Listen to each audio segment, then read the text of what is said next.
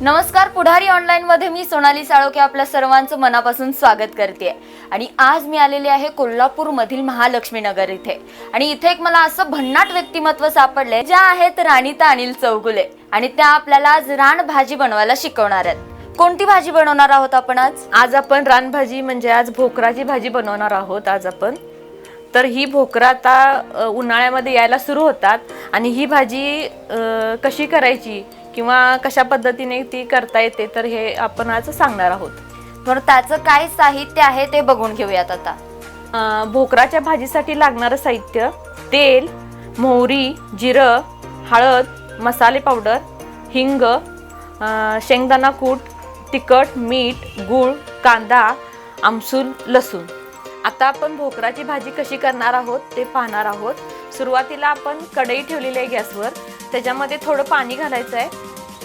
ही जी भोकरा आहेत ती देठापासून वेगळी करायची आहेत आणि पाण्यामध्ये टाकून उकळून घ्यायचे आहेत। देठाशी पूर्ण काढायचे आहेत त्याची। अशा प्रकारे भोकरा आपण टाकलेले आहेत पाण्यामध्ये। एक 2 मिनिटं झाकून ठेवायचे आहेत, म्हणजे मग ती गरम पाण्यामध्ये शिजून निघतात थोडीफार। 2 मिनिटं वाफ दिलेली आहे त्याला।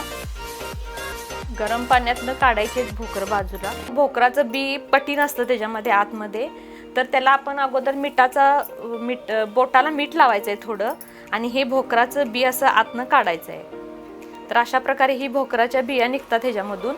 तर आपण ह्या सगळ्या बिया अशा काढून घ्यायच्या आहेत। थोडंसं मीठ लावायचं आहे आणि मग आपण ते काढायचं आहे, कारण का ह्याच्यामध्ये चीक असतो, तो चीक सगळा निघून जातो आणि ह्या अशा कठीण बिया निघतात त्यामधून। तर अशा प्रकारे हे सगळं आपण सोलून घ्यायचं आहे असं। भोकराची जी आपण आता उकडून घेतलेल्या भोकराची जी भाजी आपण बनवायला लागलोय, तर ती भाजी आयुर्वेदिक दृष्ट्या फार महत्त्वाची आहे। आणि ही खाल्ल्यामुळं जर आपण आजारी पेशंट वगैरे असेल तर ते जेवण जात नाही किंवा तोंडाला चव नाही असे जे व्यक्ती म्हणतात, तर त्यांनी जर ही भाजी खाल्ली तर त्यांना भूक पण लागेल आणि तोंडाला एक नवीन चव अशी येईल। तर ही भाजी खाल्ल्यामुळं अतिशय चांगल्या प्रकारे आपल्या शारीरिकदृष्ट्या किंवा आरोग्याच्या दृष्टीनं ही भाजी खूप महत्त्वाची आहे। तर अशी ही भाजी आपण आज करायला लागलेलो आहे। तर आता आपण सोलं काढून झालेली आहे ह्याची, तर आपण ती प्रत्यक्ष आता परत त्याची पुढचं जे काय करायचं आहे आपण ते आपण करणार आहोत। 1 चमचा तेल घालायचं आहे। तेल चांगलं गरम झाल्यानंतर मोहरी घालायची आहे, जिरं घालायचं आहे थोडं। जिऱ्या मोहऱ्यानंतर कांदा घालायचा आहे। थोडा लालसर गुलाबी झाल्यानंतर त्याच्यामध्ये लसूण टाकायचं आहे थोडं। भोकरं जी सोलून घेतलेली आहेत तर ती भोकरं तेलामध्ये घालायची आहेत।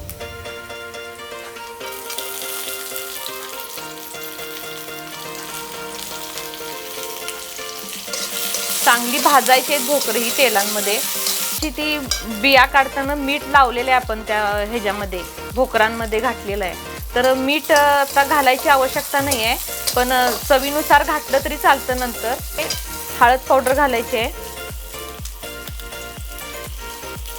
आमसुलाचे 1-2 तुकडे टाकायचे आहेत त्याच्यामध्ये।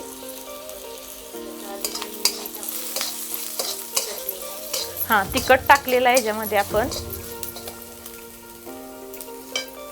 गरम मसाला टाकायचा आहे थोडा, पावडर टाकायची आहे। चवीनुसार गूळ टाकायचा आहे थोडासा। गूळ ह्याच्यामध्ये आपण चवीसाठी टाकतोय, तशी भोकराला चव जास्त नसते, पण जास्त बाकीचं साहित्य मटेरियल जर घालून आपण साहित्य घालून केला तर त्या भोकराला टेस्ट चांगली येते।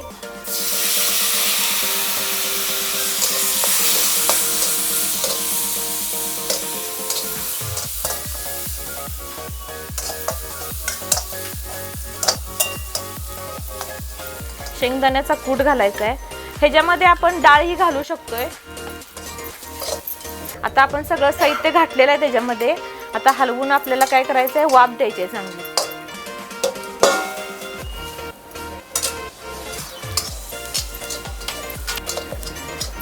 अशा प्रकारे आपली ही भाजी तयार झालेली आहे. ही भाजी खाल्ल्यामुळं भूक वाढते. भूक ज्यांची मंदावलेली असते तर त्यांची भूक वाढते.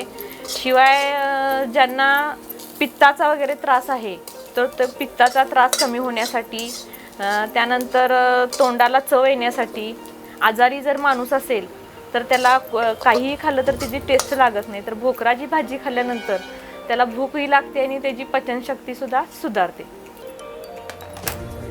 ह्या भोकराच्या भाजीचं लोणचं पण करता येतं.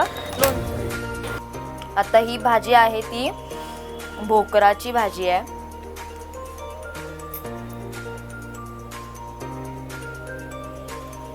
वा वा, लाजवाब.